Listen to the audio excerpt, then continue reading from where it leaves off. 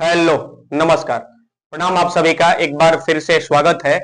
अभिनंदन है modern medico point के यूट्यूब प्लेटफॉर्म पे।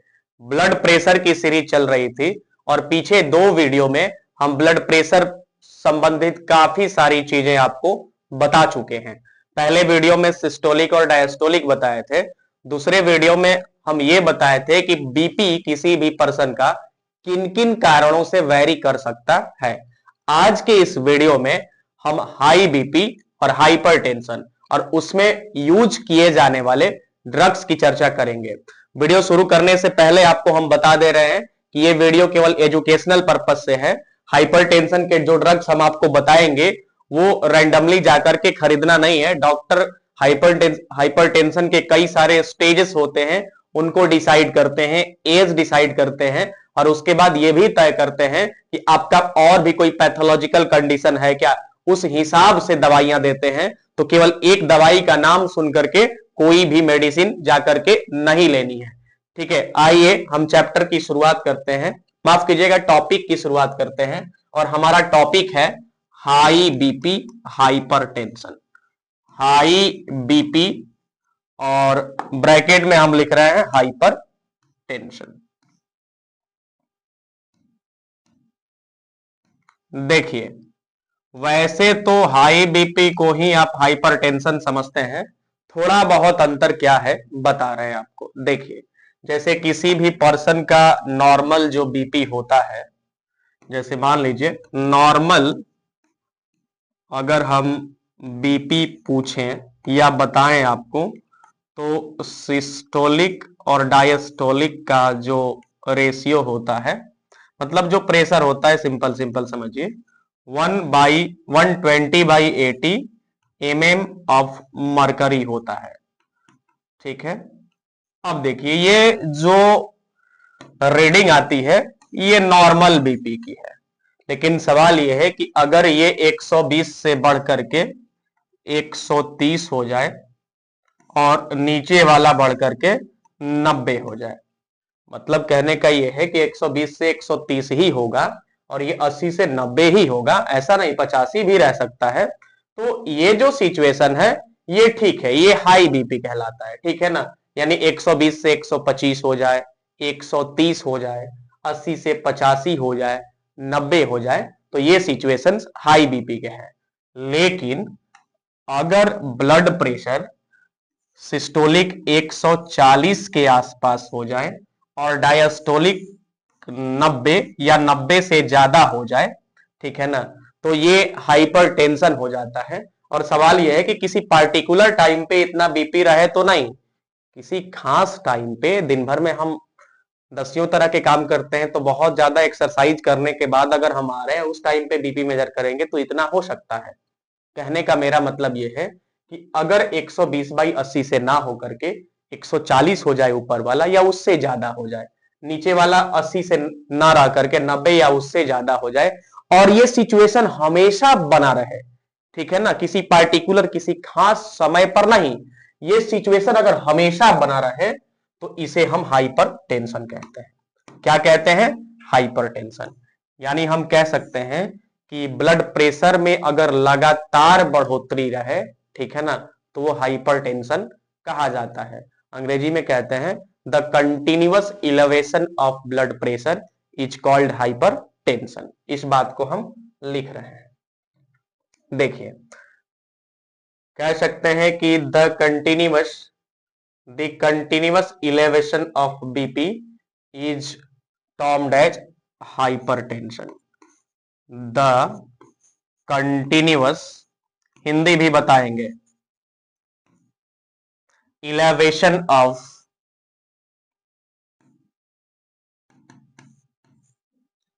BP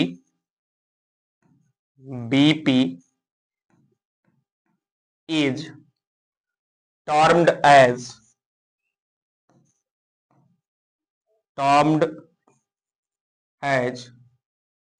hyper tension. इसका मतलब यह है कि बीपी अगर बढ़ा है, 140 या उससे ज्यादा है ऊपर वाला, नीचे वाला 90 या उससे ज्यादा है, तो इसे हम हाइपरटेंशन कहते हैं अगर ये इलेवेशन, ये बढ़ोतरी कंटिन्यूअस बनी रहती है। ठीक है, तो यही हाइपरटेंशन है। हाई बीपी और हाइपरटेंशन में कुछ ज्यादा अंतर नहीं होता। ठीक है, थोड़ा बहुत मार्किंग का अंतर होता है, और अंतर इस बात का होता है कि किसी पर्टिकुलर टाइम पे किसी खास समय पर बीपी बढ़ा हुआ है तो वो हाई बीपी है, और यही अगर इलेवेशन हमेशा बनी रहे तो हाइपरटेंशन हो जाता है। अब देखिए, थोड़ा सा आगे बढ़ते हैं। हाइपरटेंशन को, मतलब दुनिया में जितने भी हाइपरटेंशन के मरीज मिलते हैं वो दो क्राइटेरिया में मिलते हैं। हाइपरटेंशन को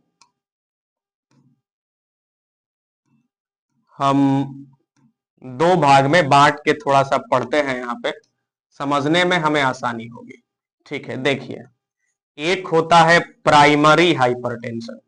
बता रहे हैं कि प्राइमरी हाइपरटेंशन क्या है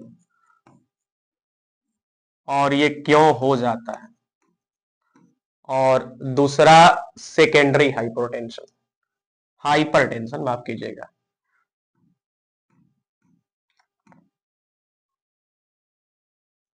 सेकेंडरी हाइपर टेंशन।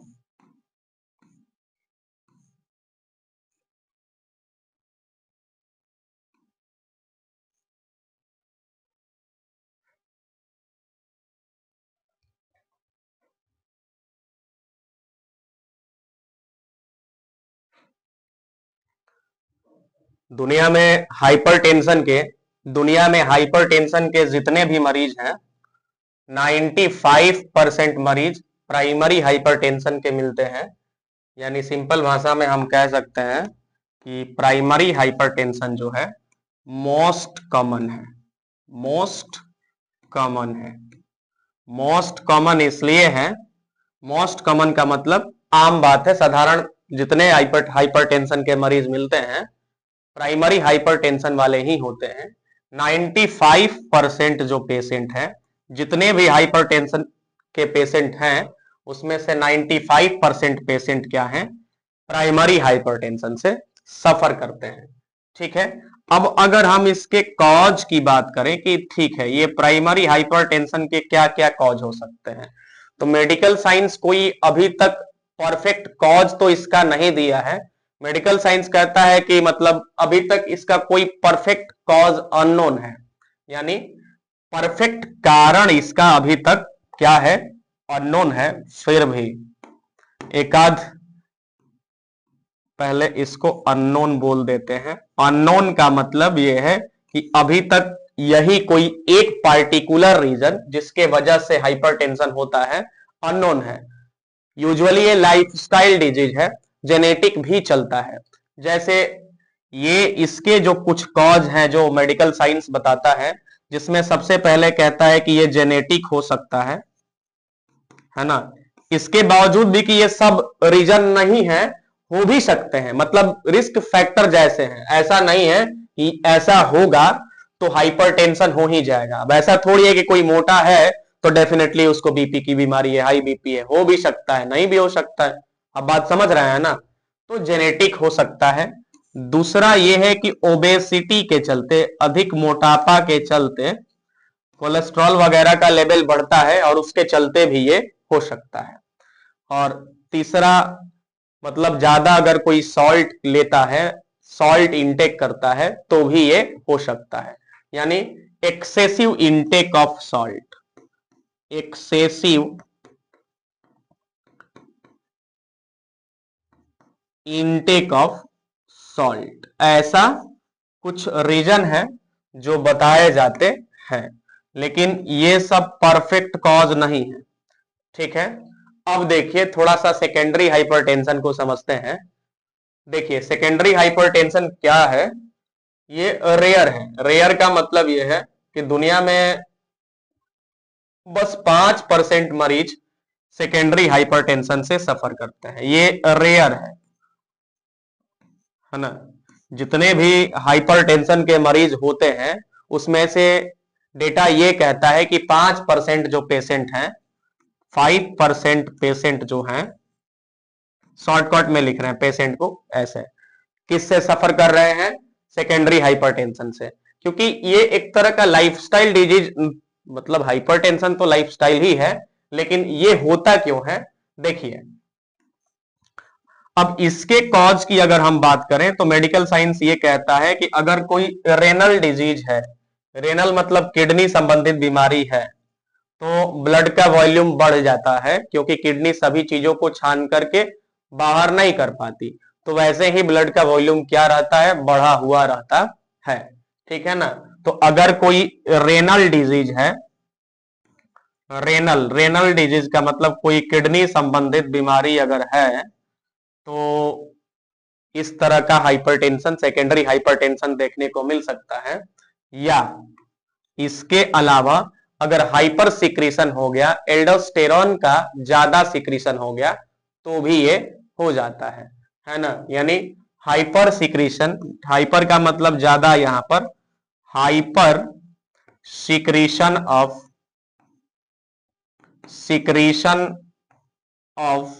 एल्डोस्टेरॉन, ये कुछ मेन कॉज है सेकेंडरी हाइपर टेंशन के। अब आइए हम आगे बढ़ते हैं और आपको बता रहे हैं कि कौन कौन से ड्रग्स हाइपरटेंशन में इस्तेमाल किए जाते हैं। यानी हमारा अब जो टॉपिक चलेगा एंटी हाइपरटेंसिव ड्रग का टॉपिक है। लेकिन एक बात ध्यान दे लीजिए, सुन लीजिए एकदम ध्यान से, कि केवल वीडियो को देख करके कोई भी दवाई जाकर के मार्केट से लेनी नहीं है।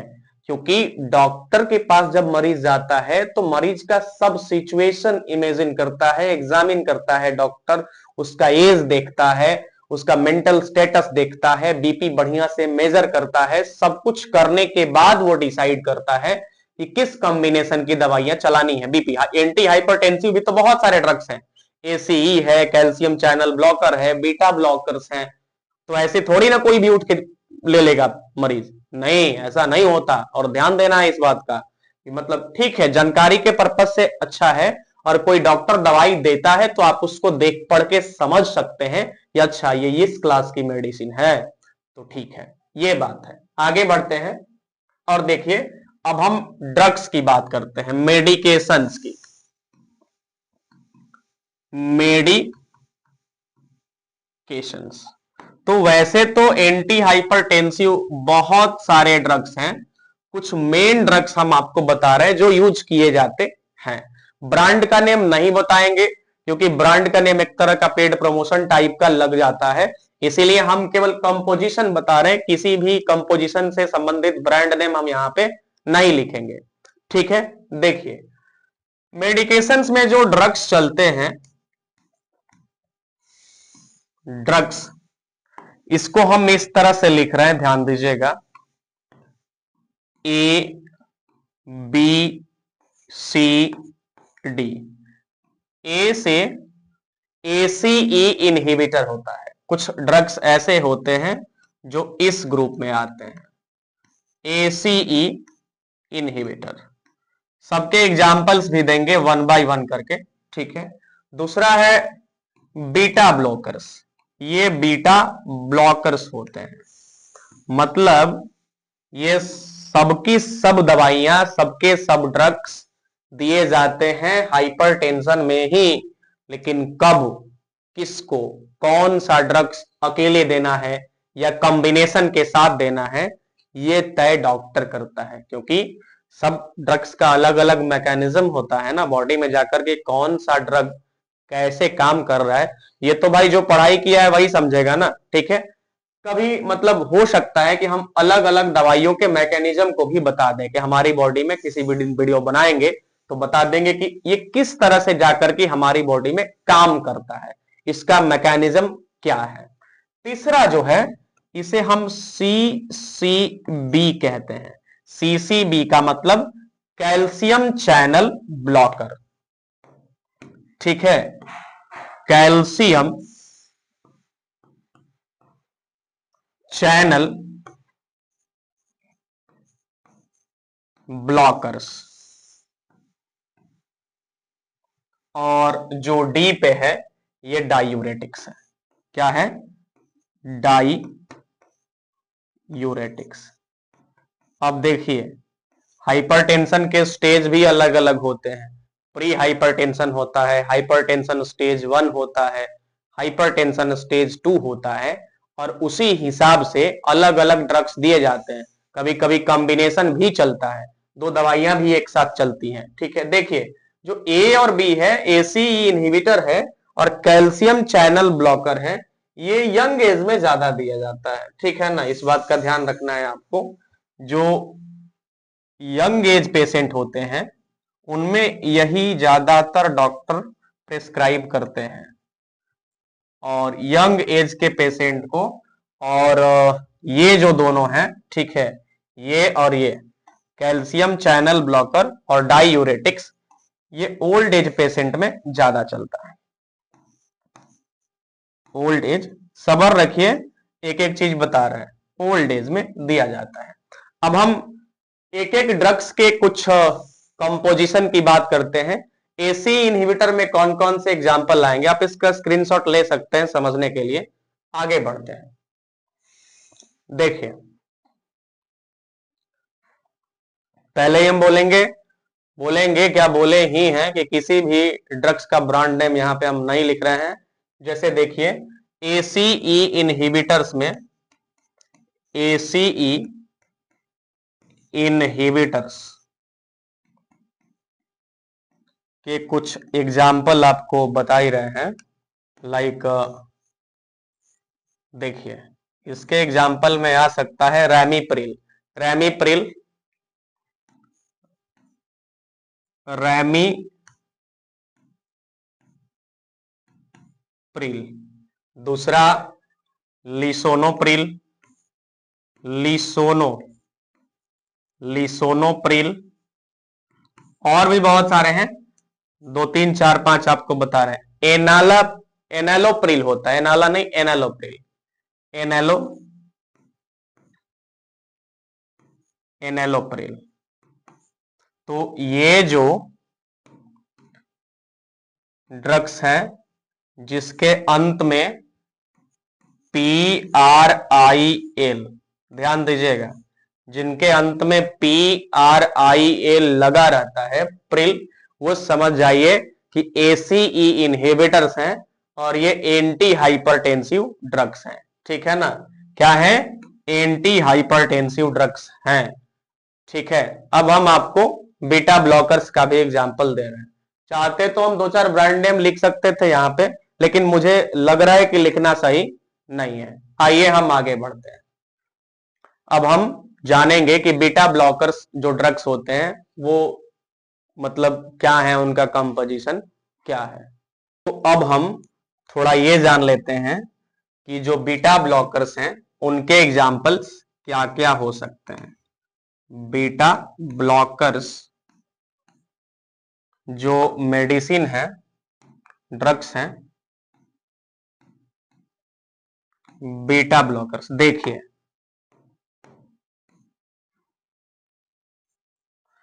इसमें एग्जाम्पल जैसे एटिनोलोल, ATONOLOL, प्रोप्रेनोलोल होता है, प्रोप्रेनोलोल,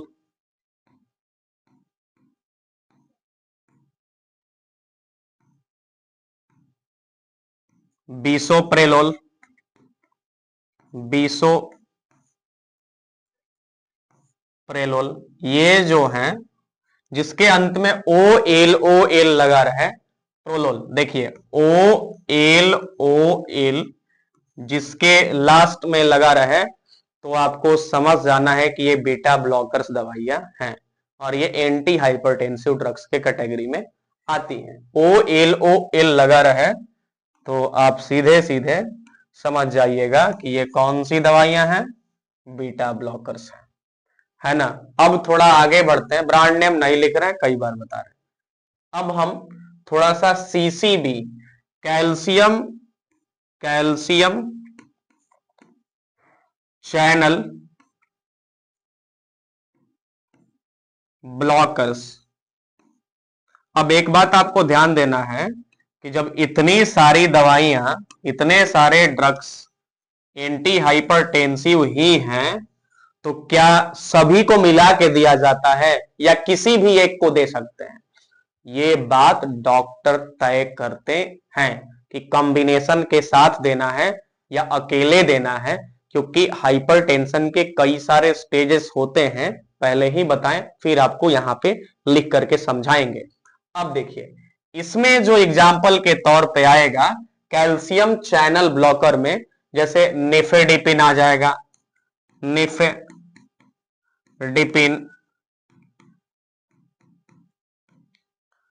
निसोल्डिपिन,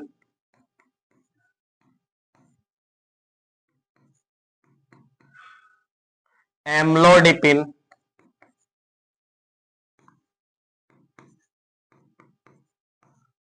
मतलब ये है कि जिसके भी अंत में डिपिन लगा है, DIPINE लगा है, वो कैल्शियम चैनल ब्लॉकर्स हैं। ठीक है ना? जिनके लास्ट में DIPINE डिपिन लगा है, ये कौन सी दवाइयां हैं? एंटी हाइपरटेंसिव ड्रग्स हैं, वो भी कैल्शियम चैनल ब्लॉकर्स, CCB। ठीक है, तो ये दवाइयां हैं। अब हम एक और जान लेते हैं डायूरेटिक्स के बारे में, फिर हम आगे बढ़ेंगे और ये समझेंगे कि हाइपरटेंशन के कितने स्टेजेस होते हैं। देखिए, ये जो डायूरेटिक्स हैं, डायूरेटिक्स, इनके लिए थायजाइड्स आता है। क्या आता है? एक मिनट, थायजाइड्स आते हैं। ठीक है, और ये क्या करते हैं? यूरिन आउटपुट को बढ़ा करके हाइपरटेंशन को कम कर देते हैं। तो लिख देते हैं, it increase urine output and decrease BP. क्या करते हैं ये दवाइयां, यानी दे इंक्रीज यूरिन आउटपुट, है ना? यूरिन के कंसेंट्रेशन को ये कम कर देती है। यूरिन आउटपुट ज्यादा होता है, urine output and decreases BP, और ब्लड प्रेशर को ये डिक्रीज करते हैं। ठीक बात है, आगे बढ़े। अब हम हाइपरटेंशन के स्टेजेस को समझेंगे कि हाइपरटेंशन कितने स्टेजेस के होते हैं।